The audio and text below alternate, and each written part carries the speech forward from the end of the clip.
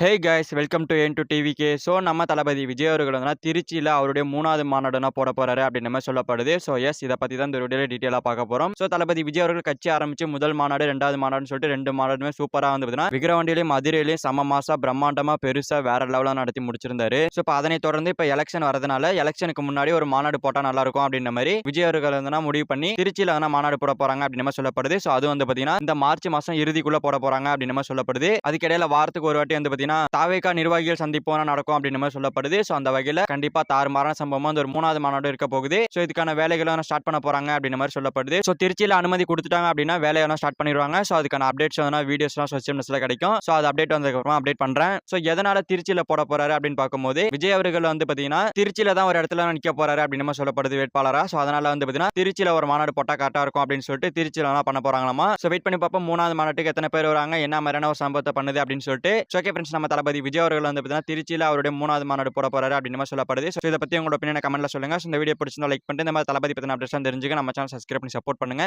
Okay, thank you for வாட்சிங். அடுத்த வீடியோவில் பார்க்கலாம். தேங்க்யூ.